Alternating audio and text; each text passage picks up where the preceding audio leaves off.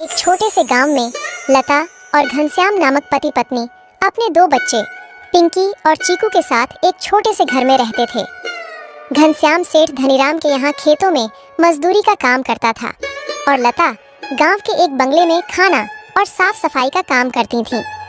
दोनों पति पत्नी खूब मेहनत और मशक्कत करके अपने और अपने बच्चों का पेट भरते थे। यूं तो हमेशा ही गर्मी के समय 40 डिग्री तक तापमान चला जाता था, लेकिन इस साल तापमान बहुत ज्यादा बढ़ गया था, जिस वजह से बसंतपुर गांव के लोग बहुत ज्यादा परेशान थे। दिन हो या रात हो, लोग गर्मी से बेहाल थे। इस साल तो बहुत ज्यादा गर्मी पड़ी है। इतनी कड़ी धूप में काम करना बहुत मुश्किल हो गया है। घर से निकलते ही पसीना बारिश की तरह टपकने लगता है। इतनी भारी गर्मी में तो काम पर भी जाने का मन नहीं करता। न जाने इस साल की गर्मी कैसे कटेगी। चलो अच्छा, मैं काम पर जाता हूँ, वरना सेठ गुस्सा करेंगे। घनश्याम मजदूरी पर चला जाता है। पिंकी और चिंकी एक सरकारी स्कूल में पढ़ते थे। लता पिंकी और चिंकी को स्कूल छोड़कर काम पर चली जाती है। उस बंगले में मालकिन हेमलता और मालिक रामचंद्र अपने दो बच्चे टीना और शिवम के साथ रहते थे। अरे लता, आ गई तू। अब चल जल्दी से सारे काम निपटा लो। पता है ना, शिवम की बर्थडे पार्टी है, तो सारे काम 4 बजे से पहले ही हो जाने चाहिए। और हाँ, इसके बाद तुम घर सजाने में भी मेरी मदद करोगी, ठीक है? ठीक है मालकिन, मैं पहले जाकर घर के सारे काम निपटा लेती हूँ। इसके बाद घर को सजाने में मैं आपकी मदद करूँगी। ऐसे लता घर के सारे काम करने के बाद हेमलता की घर को सजाने में मदद करती है। हेमलता और लता मिलकर पूरे घर को अच्छी तरह से सजा देते हैं। अच्छा मालकिन, मैंने घर के सारे काम निपटा दिए हैं और पार्टी की सारी तैयारी भी हो गई है, तो अब मैं घर जाती हूँ। हाँ ठीक है, लेकिन पता है ना तुम्हें, आज शिवम की बर्थडे पार्टी है, तो तुम शाम को 7 बजे अपने बच्चों के साथ पार्टी में आ जाना। और हाँ, मुझे तुम्हारी थोड़ी मदद की भी जरूरत होगी।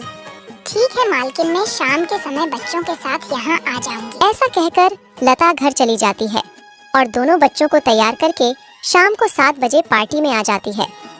पार्टी बहुत ही शानदार होती है। लता के बच्चे इतना बड़ा घर देखकर कहते हैं, अरे यार चिंकी, ये घर कितना बड़ा है और कितना सुंदर है। बाहर कितनी गर्मी है, फिर भी इनके घर के अंदर कितना ठंड लग रहा है। पिंकी और चिंकी की बातें शिवम सुन लेता है और वह उनसे कहता है, अरे ये घर ठंडा इसलिए लग रहा है क्योंकि हमारे घर में हर कमरे में एसी लगा हुआ है। ओह, मतलब कि एसी लगाने से घर बहुत ठंडा हो जाता है। दीदी, हम भी अपने पिताजी को अपने घर में एसी लगाने के लिए बोलते हैं ना, हमारे घर में भी बहुत ठंडा लगेगा। चलो बच्चों, इधर आओ, केक काटने का टाइम हो गया है। जब केक काटने लगता है तो पिंकी और चिंकी एसी की ठंडी ठंडी हवा खाते खाते शिवम के कमरे की तरफ चले जाते हैं और शिवम के कमरे के बाहर खड़े होकर एसी की ठंडी ठंडी हवा का मजा लेने लगते हैं। एसी की ठंडी ठंडी हवा खाते खाते वह दोनों कमरे के अंदर चले जाते हैं। दीदी, यह कमरा तो सबसे ठंडा है, इसमें कितनी ठंडक है।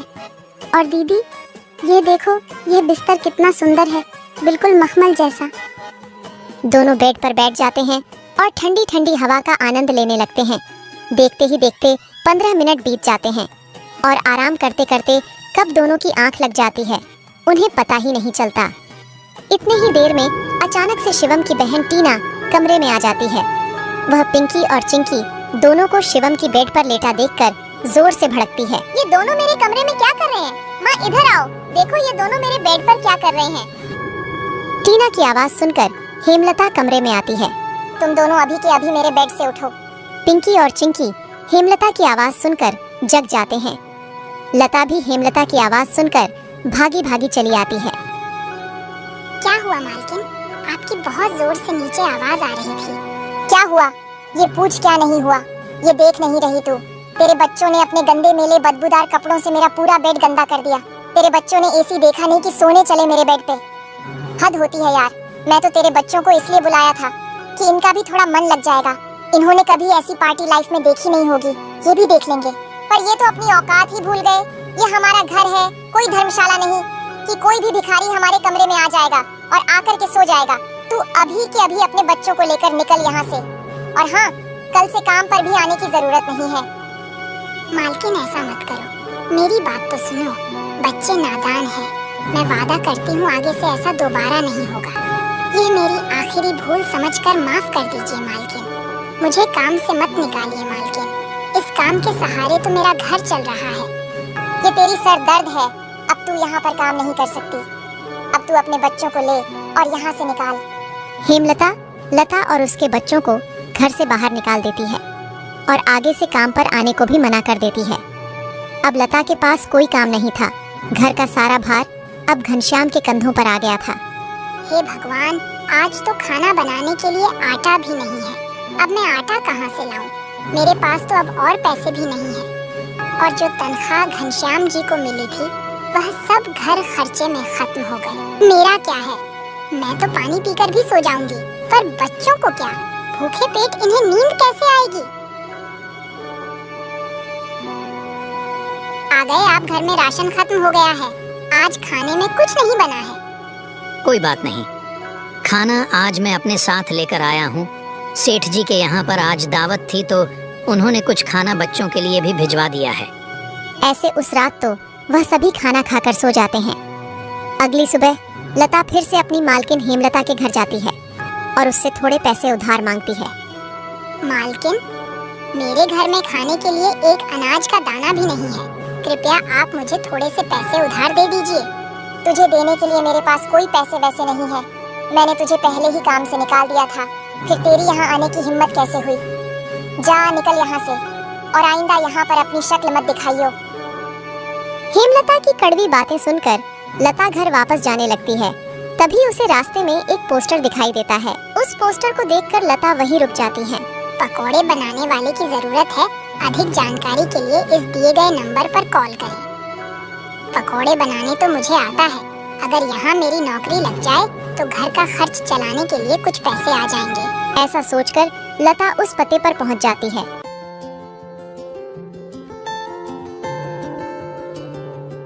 भैया, मैंने आपका पोस्टर देखा। आपको किसी पकोड़े बनाने वाले की जरूरत है? हाँ, जरूर तो है।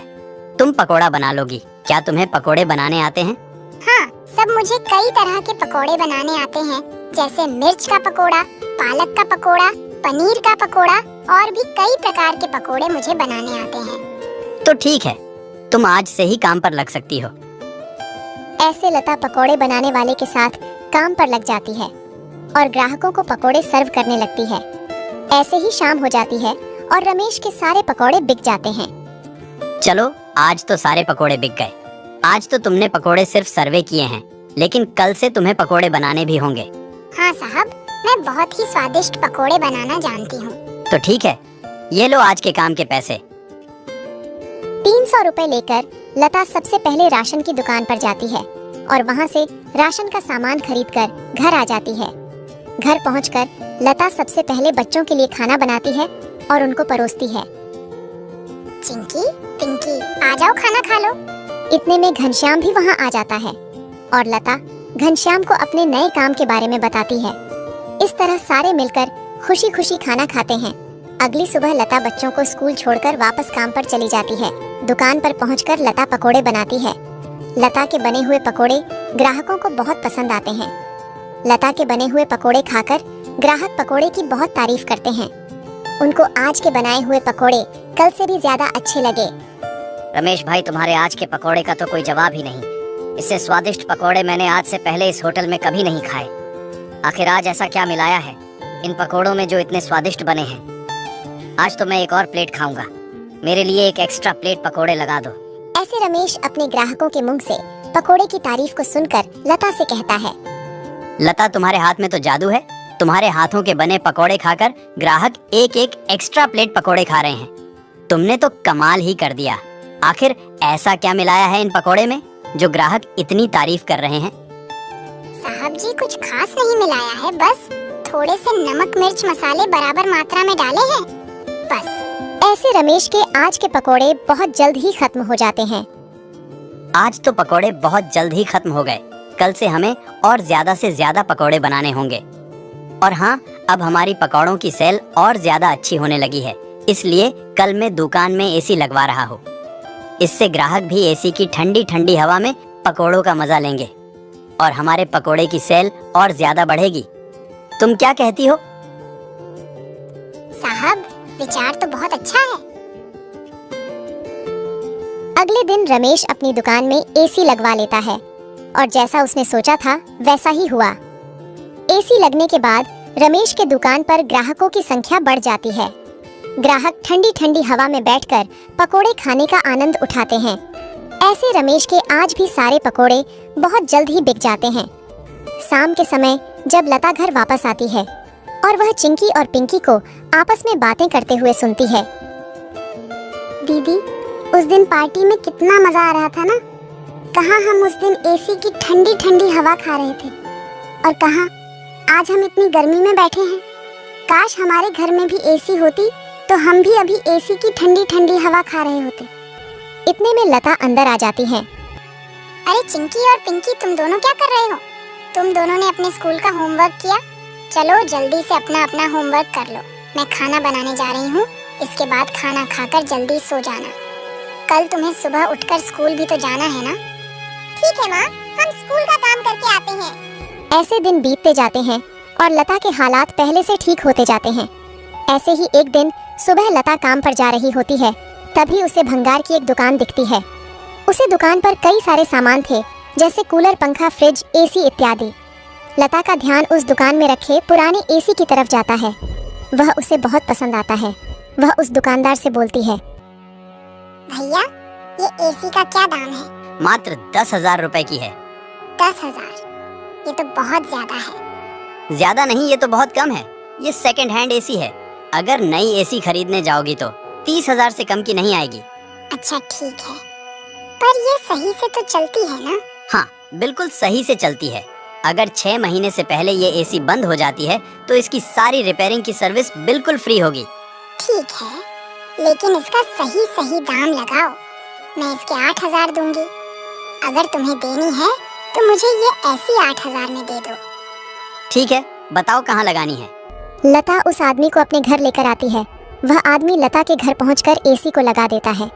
एसी चालू करते ही ठंडी ठंडी हवा घर में फैलने लगती है। बच्चे भी इस ठंडी ठंडी हवा का मजा उठाते हैं। वह दीदी, क्या मजा आ रहा है। एसी की ठंडी ठंडी हवा, ऐसा लग रहा है जैसे बर्फ की चादर ओढ़ ली है हमने। इतनी कड़ी गर्मी में ये ठंडी ठंडी हवा बर्फ की चादर जैसी लग रही है। घर में एसी के लगते ही बच्चे बहुत खुश हो जाते हैं। घनश्याम भी घर पर आ जाता है। ओह, आखिर तुमने बच्चों की इच्छा पूरी कर ही दी। कैसे ना करती भला? बच्चे तो आखिर मेरी जान है। इनसे बढ़कर मेरे लिए कुछ भी नहीं। एसी लग जाने की वजह से बच्चे बहुत खुश होते हैं और लता की कमाई भी अच्छी होने लगती है। लता के बने हुए पकौड़ों की वजह से रमेश के दुकान पर ग्राहकों की भीड़ लगी रहती थी। इससे रमेश खुश होकर लता की तनख्वाह बढ़ा देता है।